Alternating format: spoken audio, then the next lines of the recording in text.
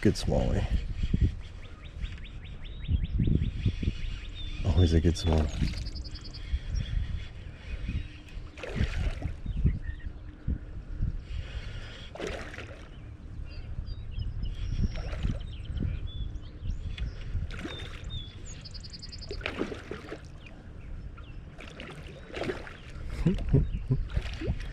Yes, this is the hog. Beautiful fish. Big old red eye.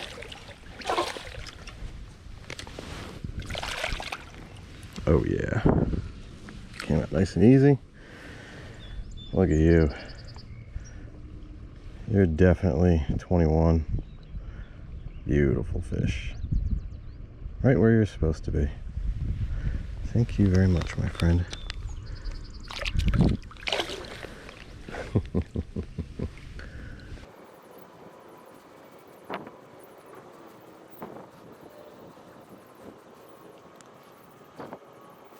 All right.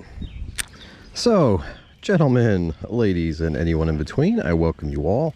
And today we're going to talk about, in my experience, the finest braided line money can buy. This, my friends, is Gosen 16. It's a 16 carrier braid. It's an Australian market line, if I'm not mistaken. And it was submitted by Oscar, a subscriber of mine all the way from Australia. And if you can, give him a follow on social media. And for me sitting here in this frogwater stretch of river for about 10 minutes letting all this line out, just so I can show you what this line's like when it's brand new versus the length of line that's fished, do me a favor at hitting that like button. So, start things off. Are 16 carrier braids necessary? No, not at all. Not at all. In any stretch of the imagination, do you need a line that consists of 16 individual carriers woven into a super slick line? It's literally for the warm and fuzzy aspect of it. This line, you can barely hear it coming through the guides, and these are what, alkanite Fuji micros on this old school red Kumara, and it's silent. It's the closest PE line that I've ever used that is as slick, or gets to being as slick, as mono. The only PE lines that when new are as slick or slicker are Gliss or Nanofill. Berkeley Ultra 8, the new Fireline Ultra 8, is close. It's very smooth, but doesn't have the handling that this line has. When this line is new, it's an unfished. It has some body. It's not super wiry. It is a fairly limp line. After 50 to 60 outings, it still retains a similar characteristic to when it was new, only it handles even better. It doesn't get super limps like some other lines do, like your Power Pro Super Slick, like your Maxima 8, like your Suffix Performance, some 4 carrier lines that start out waxy and wiry and then get you know, limp and kind of ropey. This line retains its glass-like smoothness. Can you even, I'm going to pinch it here. You can't even hear it going through my fingernails. I can't feel anything.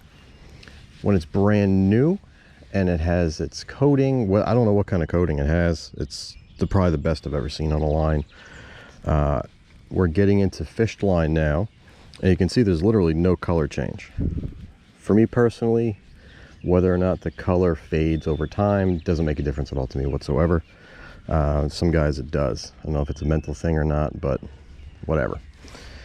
This line stays as green, at least this color anyway, stays the same whether it's been fished once or on 100 trips.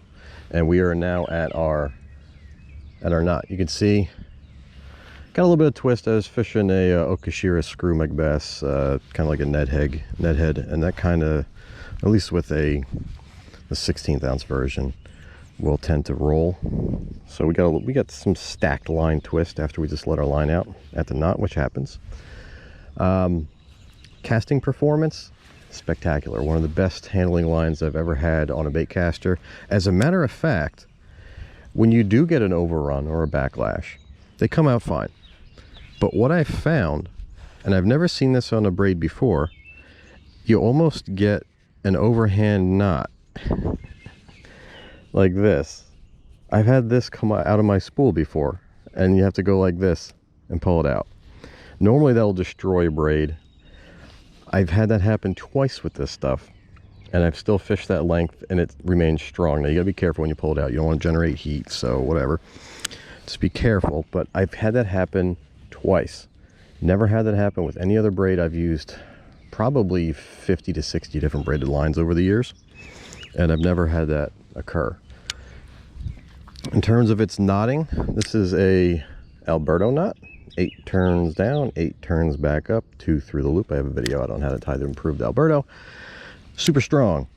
Doesn't slip. There are newer lines out there, Fireline Ultra 8 and some others, your Nanofill, your Gliss, that if you do tie an Alberto, that knot will fail. And when it comes to the super slick braids and the newer generation of super lines that are super slick, some knots don't work. Sometimes you have to tie an FG knot, or you have to tie a PR knot if you want a knot that's going to retain over 50% when you're going to a leader. This stuff, Alberto's perfectly fine, as well as your more involved knots like FG and PR knots. Abrasion resistance, I haven't had any fraying to speak of. I haven't been fishing this against rubble, like bridge pilings, like some braided lines I do where you have to use a long leader to prevent that. But bottom bouncing in rivers, throwing spinner baits, throwing frogs, jigs, all that kind of good stuff, I haven't come across any fraying or wear issues at all. It's kind of weird. Does it cut grass like you would a 4-strand line? No, but it retains its structure. It doesn't fray like many lines, 4-strand, 6-strand, 8-strand out there. Over time you get little fuzzes that come up, and whether it really weakens the line, I can't really attest to that. This stuff doesn't fuzz at all. In terms of price, this stuff's not cheap. You're looking probably close to $75, $80, maybe even $100, depending on the pound test and where you get it from, for a 300-yard spool. It's not cheap, and that has everything to do with how much time it takes to create a foot of this stuff on a loom, because you're weaving 16 strands versus 4 or 8, which is much quicker and easier. 16 gets involved, and in terms of how tight the weave is, comparing it to High Tennis Silky, comparing it to Suffix 832, I've had High Tennis Silky, which is another $100 braid, get ropey. I've had the higher tension woven Power Pro Super Slicks and 832 Suffix get a little ropey. Not the case with this stuff at all. So, man, it's tough to recommend a $100 line if you're the kind of angler that really wants the best of the best and doesn't have to go weed whacking through vegetation, because you want a more abrasive braid so you can pop algae and weed and hydrilla and all that kind of good stuff. If you don't need a braid for that and you want to treat yourself, I can't tell you that there's a better braid on the planet right now than this stuff. And this is almost a year of use, and this is the section that's been fished. I've never had to cut it back, and I'll cut maybe a foot off from where I tie a leader to it, and that's about it. And as you can see, it's phenomenal. Color retention, braid structure, everything about it has retained its like new performance. It really has. So I hope you guys enjoyed this. This was not really intended. I just want to get some of the twist out of the line, so I'll let some line out. And as you can see, there's no more twist in the line, which some braids, when you get twist in them, it almost becomes what's the best way to describe it, like a DNA helix, and you can't get the twist out and get it back to its original structure. This stuff, after we had that stacked twist at the knot, and even where I tied the overhand knot and pulled it out, still perfect. like it was never fished before. Only a hair bit limper is the best way to describe it. So again, if you want to treat yourself to a wonderful fishing line that's going to give you the warm and fuzzies and the sound through the guides like you would a monofilament, give this stuff a whirl. Again, this is a 20-pound test. I've used it for quite a few different applications. On a finesse rod like this, I've used it on a BFS rod. I've used it on an 8-foot heavy action rod rated to 4 ounces. I've used it on an 8-foot medium heavy rated to 1.5 ounces. I've used it for deep cranking. I've used it for jigging. I've used it for everything. And there's nothing else that I've used that even comes close. Now, lines that I do like, Daiwa J-Braid X8, the original. I really enjoyed using that line. I probably put it on and have it on 20 reels. Super Slick V2, I wasn't a big fan of the version 1.